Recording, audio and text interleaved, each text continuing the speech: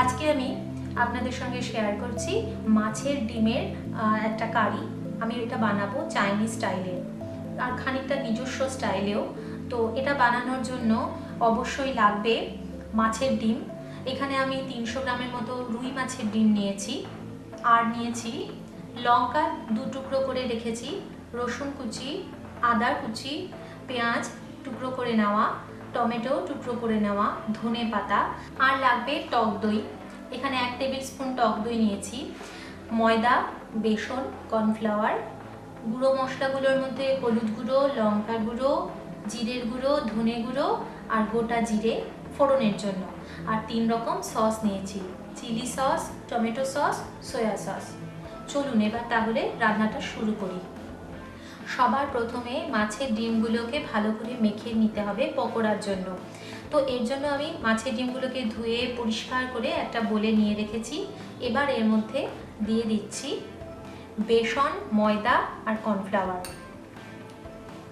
1 table spoon ময়দা, ওই 1 table স্পুনের মতোই বেসন আর কর্নফ্লাওয়ার 1 টিস্পুন। দিচ্ছি পেঁয়াজ কুচি, নুন। আপনারা চাইলে কাঁচা লঙ্কা কুচিও দিতে পারেন। আমি লঙ্কা গুঁড়ো দিচ্ছি, লঙ্কা গুঁড়ো অল্প একটু, 1/2 টিস্পুনের মতো দিয়ে এবার এটা ভালো করে মিশিয়ে নেব। হাত দিয়েও চটকে মেখে নিতে পারেন।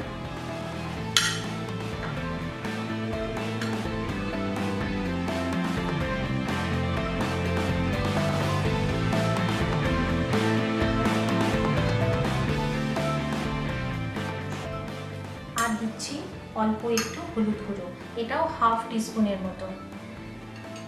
হলুদ গুঁড়ো দেওয়ার জন্য পকোড়ার কালারটা ভালো আসবে।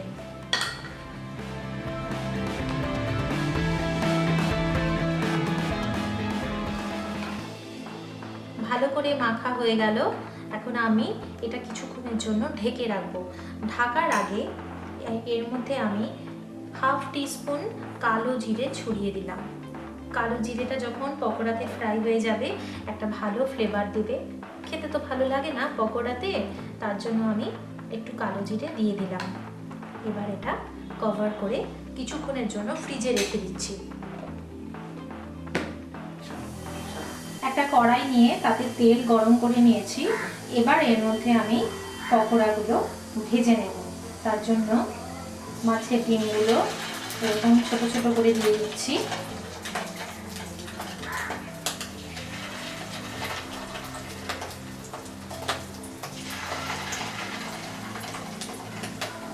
এটা আপনাদের ওপরে, আপনারা যদি একটু বড় বড় পছন্দ করেন পকোড়া তবে বড় একটু দেবেন, তবে স্ট্যান্ডার্ড মাপ এরকম।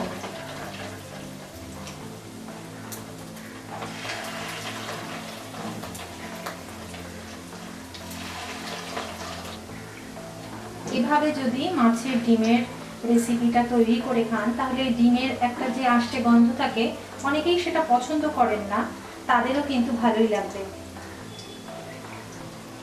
এক দিকটা ভাজা হয়ে গেলে উল্টে দিতে হবে অপর দিকটা ভাজবার জন্য। ডিমগুলো ভাজা হয়ে গেছে, দুদিকটাই লাল রং হয়েছে। আর ফ্লেমটা যেহেতু লো ছিল তাই ভেতর থেকেও একদম ভালোভাবে ভাজা হয়েছে, কোথাও আর কাঁচাটা নেই। তো এখন আমি ডিমগুলো নামিয়ে নিচ্ছি।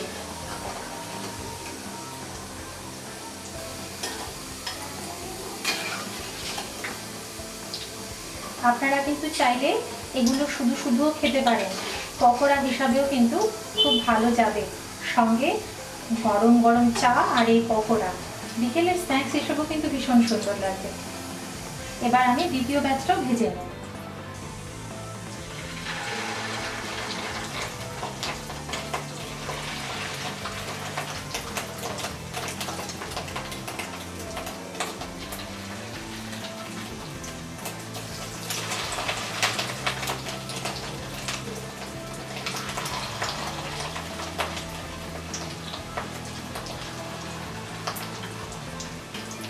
এবারে এই ব্যাচের গুলো তুলে নিচ্ছি।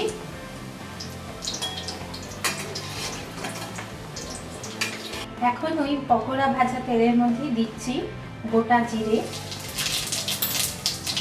রসুন কুচি আর লঙ্কার টুকরো,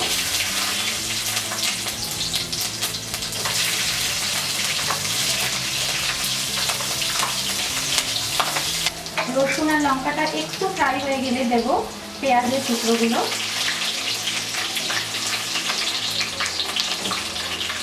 পেঁয়াজগুলো গোল্ডেন ব্রাউন হয়ে যাওয়ার পরে এর মধ্যে দিয়ে দিচ্ছি জিরের গুঁড়ো আর ধনের গুঁড়ো। এটা দিয়ে একটু নাড়াচাড়া করে নিয়ে দেব অল্প একটু নুন। নুন আমি একবার দিয়েছি মাছের ডিমের পকোড়া ভাজার সময়, তাই অল্প একটু দিলাম, হাফ টিস্পুনের মতো। আপনারা আপনাদের স্বাদ মতো নুনটা দেবেন।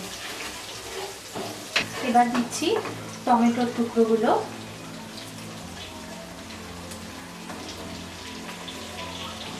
আর আদা কুচি।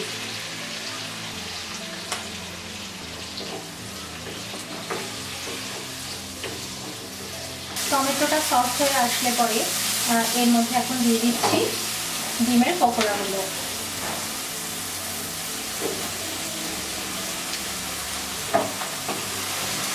ডিমের পকোড়াগুলো দিয়ে দেওয়ার পর এতে দিয়ে দিচ্ছি সয়া সস 1 টেবিল চামচ, চিলি সস 1 টেবিল চামচ, আর টমেটো সস 1 টেবিল চামচ। তিনটেই সম পরিমাণে দিতে হবে। ভালো করে মিশিয়ে নিচ্ছি। এই রেসিপিটা কিন্তু খানিকটা চিলি পনিরের মতো বা চিলি চিকেনের মতো, মানে চাইনিজ ডিশ আর কি। 3 রকমের সস মিশিয়ে দেওয়ার পরে একটু নাড়াচাড়া করে নেব। 2 থেকে 3 মিনিটের জন্য ফ্রাই করব। এখন এর মধ্যে দিচ্ছি 1 টেবিল স্পুন কর্নফ্লাওয়ার, জলে গুলে নিয়ে সেই জলটা দিয়ে দিলাম। তাহলে একটা ঘন ভাব আসবে, স্টিকিনেস আসবে, গ্রেভিটা থকথকে হবে, খেতে ভালো লাগবে। এবার কিছুক্ষণের জন্য ঢেকে রাখবো, পকোড়াগুলোকে সফট হতে দেব।